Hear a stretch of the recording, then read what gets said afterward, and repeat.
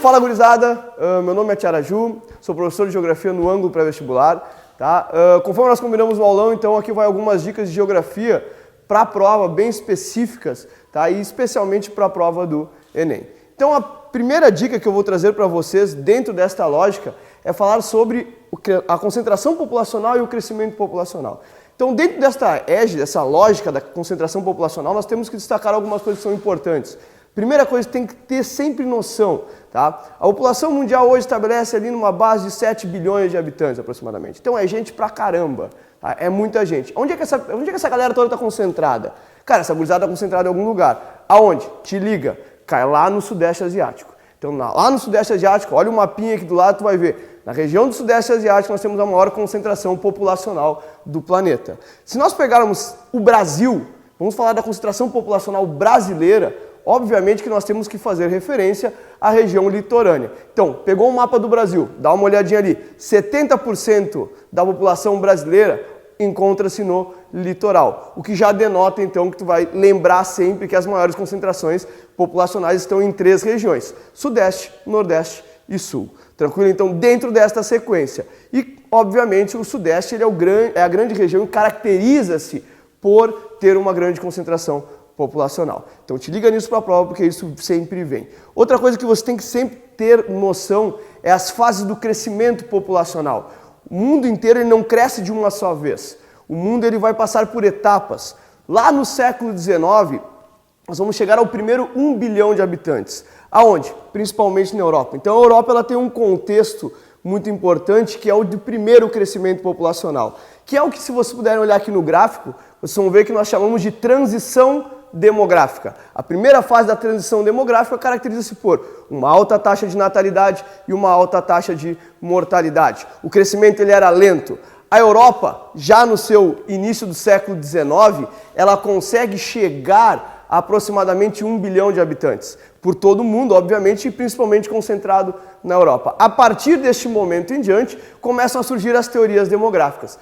Teoria de Malthus, né? Malthusiana, lembra lá, o Malthus é trilegal, né? O Malthus vai falar assim, a culpa do pobre ser pobre é do pobre, né? Porque o pobre tem culpa e o pobre gosta de ser pobre, tá? Então isso o Malthus fala, tranquilo? Por quê? Porque para o Malthus a culpa da pobreza é do próprio indivíduo. Então, por consequência disso, o Malthus ele é caracterizado como um liberal, certo? E ele vai falar, olha, a população cresce em PG, os alimentos crescem em PA, por consequência disso vai ter mais gente do que alimento, as pessoas vão passar fome.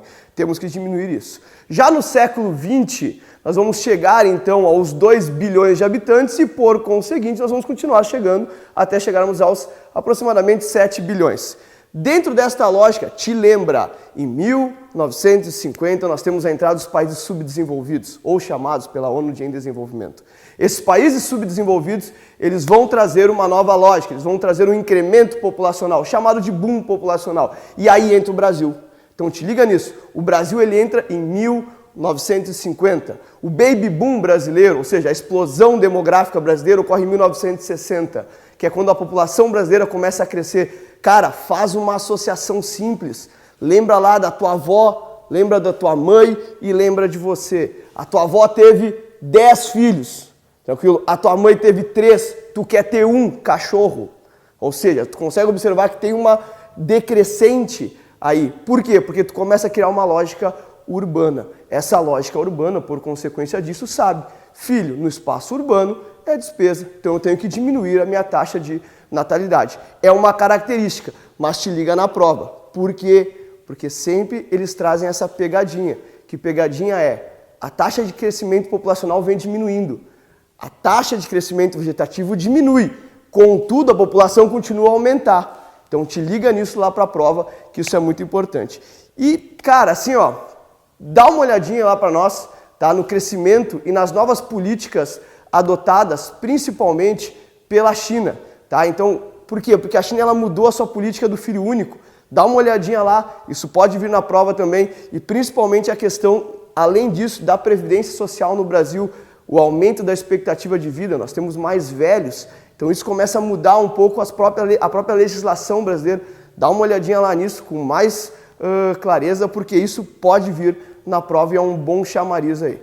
Tranquilo? Quero agradecer primeiramente a todos por terem, que está aí do outro lado da tela, por ter ter olhado isso, ter aturado o Caolho falando aqui, tranquilo? Continue acompanhando os vídeos no canal, continue acompanhando todos esses nossos vídeos que nós vamos ser lançados para vocês agora e muito obrigado de novo e faça tua prova e sucesso. Beleza.